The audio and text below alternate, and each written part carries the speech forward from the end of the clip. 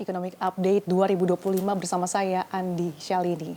Pemirsa, kita ketahui di tengah ketegangan geopolitik global, perubahan cuaca iklim hingga juga ancaman krisis pangan tentunya memberikan tekanan tersendiri bagi negara-negara berkembang termasuk Indonesia.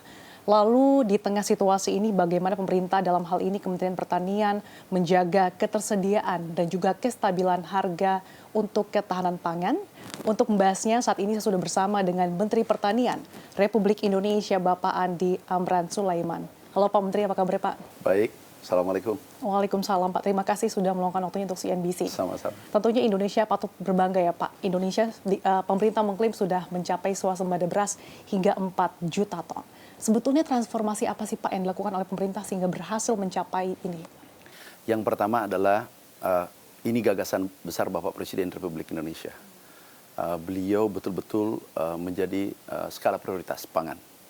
Karena beliau selalu katakan pangan bermasalah, negara bermasalah. Sehingga beliau katakan tolong dijaga pangan. Alhamdulillah dengan konsistensi mulai dari regulasi, menyederhanakan regulasi yang ada yang selama ini mempersulit petani. Contoh pupuk. Pupuk dulu itu harus ditandatangan 12 menteri, diparaf, disetujui. Kemudian 38 gubernur, 500 bupati dan wali kota se-Indonesia. Baru pupuknya bisa diberi petani. Sekarang ada 145 regulasi yang mengikat. Sekarang satu regulasi dari Menteri Pertanian, Kementan, pupuk Indonesia langsung ke petani.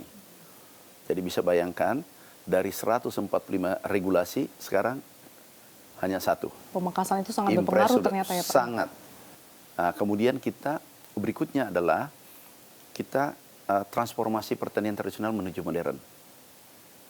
Nah, apa itu? Perbaikan benih unggul, varietas unggul, kemudian irigasi kita perbaiki, ada 2 juta hektar rencana perbaikan, kemudian ada optimalisasi lahan, kemudian ada pompanisasi, ada mekanisasi pertanian, semua ini mempengaruhi produksi. Alhamdulillah hasilnya seperti yang kita lihat sekarang, ini data BPS, bukan klaim Kementerian Pertanian. Kementerian Pertanian tidak boleh mengeluarkan data lagi, karena bisa dianggap subjektif. Sekarang yang keluarkan adalah BPS. Bulog, bahkan FAO mengeluarkan, merilis 2 hari lalu, bahwa produksi pangan kita mencapai 35,6 juta ton. Dari target pemerintah 32. Artinya ada peningkatan melebihi dari target 3,5 juta ton. Tapi lagi-lagi ini kerja keras kita semua.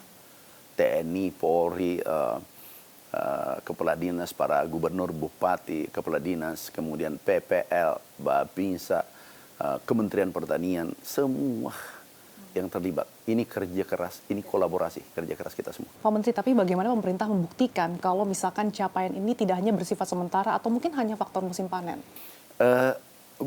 Dulu kan musim panen juga.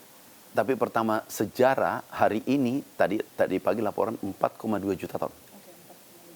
Stok kita. Dulu pernah terjadi tahun 84, itu 3 juta ton. Sekarang pada saat itu Bapak Presiden mendapatkan, Pak Harto mendapatkan penghargaan dari FAO. Sekarang 2025 tertinggi dalam sejarah selama 57 tahun. Bulog itu umurnya 57 tahun, seumur saya. Itu nggak pernah 4 juta ton stok. Baru tercapai ya Pak? Baru pertama dalam sejarah. Dan datanya itu kelihatan kuantitatif. Tapi untuk bisa menjaga dalam jangka panjang ini seperti apa Pak? Kami yakin karena program beliau adalah pertama kita optimalisasi lahan. Yang dimaksud optimalisasi lahan adalah daerah sawah-sawah rawa di luar Jawa, itu dulu tanam 1 kali, menjadi 3 kali, minimal 2 kali. Dulu produktivitasnya 3 ton, karena benihnya sembarangan. Sekarang bisa 5 ton, minimal 5 ton, ada yang 7 ton. Nah kalau meningkat 1 kali menjadi 2 kali, berarti 2 kali pendapatan kan. Kalau dulu dari 3 ton menjadi 7 ton atau 6 ton, berarti 2 kali. Berarti sudah naik 4 kali lipat. Nah ini nanti yang jangka menengah. Jangka pendek kemarin adalah pompanisasi, irigasi diperbaiki, dipercepat. Kemudian berikutnya adalah cetak sawah. Cetak sawah rencana kita 3 juta hektar. seluruh Indonesia. Kalau ini lumbung pangan ini cetak sawah jadi, insya Allah Indonesia menjadi lumbung pangan. Kalau katakanlah 1 juta saja, itu 2 kali produksi 5 juta berarti 10 juta ton. Artinya ada produksi dalam negeri tambahan 5 juta ton. Itu baru 1 juta. Kalau 3 juta berarti 15 juta ton. Sekarang katakanlah sudah cukup. Ke depan kalau ini semua berjalan dengan baik, ke depan minimal surplus 10 juta ton. Kita siap ekspor. Pada saat itu nanti Indonesia menjadi lumbung pangan dunia. Tapi